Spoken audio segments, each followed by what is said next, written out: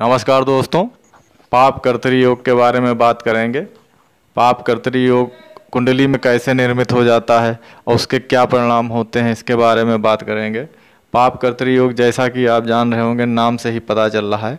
पाप कर्तरी योग जो होता है, जहाँ जिस भाव में बन जाता है, उस भाव के जो प्रभाव होते हैं उनको कम कर देता है ये योग।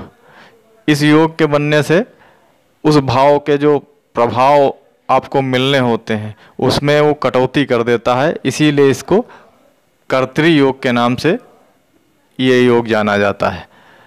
कर्तरी मतलब कैंची से मतलब इसका होता है। कैंची का काम होता है किसी भी चीज़ को काट देना। उसी प्रकार से ये योग बनने के बाद में वो उस भाव के प्रभाव को काट देता है, कम कर देता है। इसीलिए इसको कर्तरी योग कहते हैं, पाप कर्तरी योग इसको कहते हैं। तो दोस्तों, ये बनता कैसे है इसके बारे में आइए जानते हैं।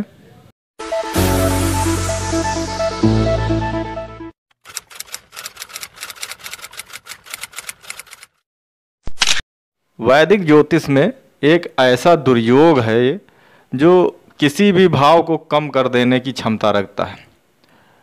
ये ऐसा योग है जिसे बंधन के योग से भी जाना जाता है। इसे आप बंधन योग भी कह सकते हैं।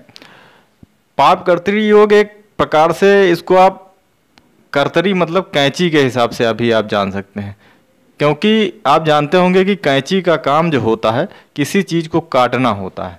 कैंची, अगर आप कोई चीज़ काटनी है तो कैंची का इस्तेमाल जिस प्रकार से करते हैं, उसी प्रकार से ये जो पाप कर्तरी योग होता है इसका भी यही काम होता है कि ये उस भाव के, जहाँ पे जिस भाव पे ये बन रहा होगा पाप कर्तरी योग, उस भाव के कारकत्व को, उसका जो रिजल्ट देने की क्षमता है उसको कम कर देगा, उसको कटौती उसमें कर देगा।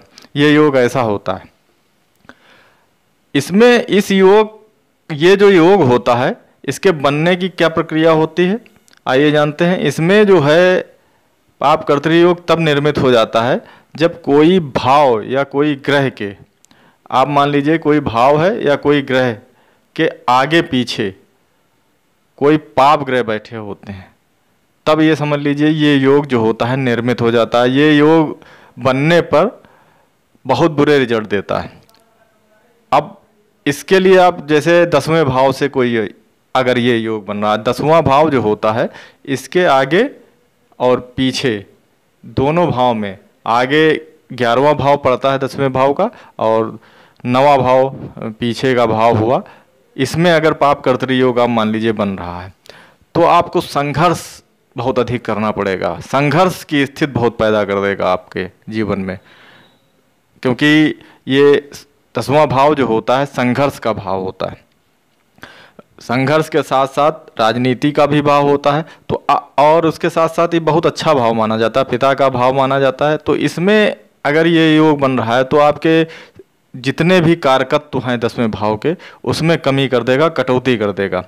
इसी प्रकार से अगर 7वें भाव, मान लीजिए 7वें भाव के बन रहा है पाप कर्तरी योग, 7वें भाव में अगर बन रहा है, 7वें भाव के आगे पीछे कोई पाप ग्रह बैठे हुए हैं, पाप कर्तरी योग बना रहे हैं, तो आप समझ लीजिए 7वां भाव होता है शादी विवाह का भाव माना गया है।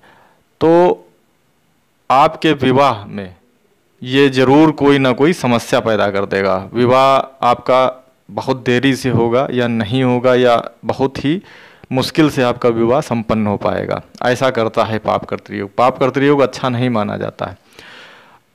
इसके अलावा अगर कोई ग्रह पाप कर्तरी योग में आ जाता है और वह ग्रह जो होगा जिस भाव का स्वामी होगा, मान लीजिए कोई कुंडली है, उसमें दूसरे भाव का स्वामी बुध है और वो 10वें भाव में बैठा है या 9वें भाव में बैठा है, तो 9वें भाव में अगर पाप कर्तरी योग बन रहा है, 9वें भाव के आगे पीछे कोई पाप ग्रह बैठे हैं, तो बुध जो होगा, बुध में समस्या खड़ी होगी। दूसरे भाव का स्वामी अगर है वो, तो दूसरे भाव से संबंधित जो भी रिजल्ट होंगे उसमें कमी कर देगा। दूसरा भाव जो होता है धन का भाव होता है, तो उसका स्वामी बुध है और 9वें भाव में पाप कर्तरी योग अगर बन रहा है, तो आप समझ लीजिए कि आपको धन का अभाव होगा। इस प्रकार से इसका रिजल्ट देने का मतलब होता है। कर्तरी योग में कुछ चीज़ें देखनी भी पड़ती हैं कि पाप कर्तरी योग जहाँ बन रहा है, तो जिस भाव से बन रहा है पाप कर्तरी योग, तो उसका अगला जो जहाँ पे पाप ग्रह बैठा है उसको वक्री देखना पड़ता है, वक्री तो नहीं है। अगर वो वक्री है तब भी बहुत दिक्कत पैदा करता है। पीछे का भाव जो होता है अगर मार्गी है, वक्री और मार्गी है, तो ये समझ लीजिए बहुत दिक्कत ज़्यादा पैदा कर देंगे। इसी प्रकार से कुछ और नियम है इसके बारे में।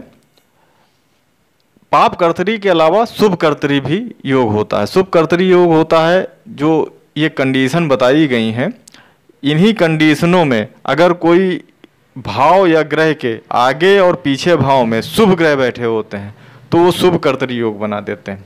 इसको शुभ कर्तरी योग माना जाता है। बहुत अच्छा रिजल्ट देता है ये शुभ कर्तरी योग। पाप कर्तरी योग भाव जो होते हैं उनके हिसाब से आप समझ लीजिए कि अगर लग्न से बन रहा है पाप कर्तरी योग, तो आप समझ लीजिए पूरी कुंडली आपकी वीक हो जाएगी, क्योंकि कुंडली का मेन भाव जो होता है, मेन भाव लग्न होता है। अगर लग्न कमज़ोर हो गई तो आपको जो भी योग हैं, राजयोग हैं, उसके रिजल्ट आपको कतई नहीं मिलेंगे, बिल्कुल नहीं मिलेंगे, क्योंकि लग्न का मजबूत होना बहुत ज़रूरी होता है। इसी प्रकार से अगर दूसरे भाव से बन रहा है तो धन की कमी कर देंगे, धन का अभाव हो जाएगा। दूसरे भाव से अगर पाप कर्तरी योग बन रहा है, दूसरे भाव में के आगे पीछे अगर अच्छे ग्रह नहीं बैठे, पाप ग्रह बैठे हैं, तो आप समझ लीजिए कि धन से संबंधित आपको कष्ट होगा। तीसरे भाव में भाई का होता है, पराक्रम का होता है, तो उसमें कमी कर देगा। और चौथा भाव जो होता है सुख का भाव होता है। चौथे भाव में अगर पाप कर्तरी योग बन रहा है, आगे पीछे चौथे भाव के आगे पीछे ग्रह बैठे हुए हैं, पाप ग्रह बैठे हुए हैं, इसमें शनि, राहु और केतु को ही लेना है और कोई ग्रह को नहीं लेना है। इसमें मंगल, लोग मंगल को भी इसमें कह देते हैं, लेकिन मंगल नहीं लिया जाता है इसमें। पाप कर्तरी में शनि, राहु, केतु को ही लिया जाता है। तो चौथे भाव में अगर पाप कर्तरी योग बन रहा है तो चौथे भाव के कारकत्व को, सुख का भाव होता है ये चौथा भाव, तो चौथे भाव के कारकत्व को कम कर देगा ये।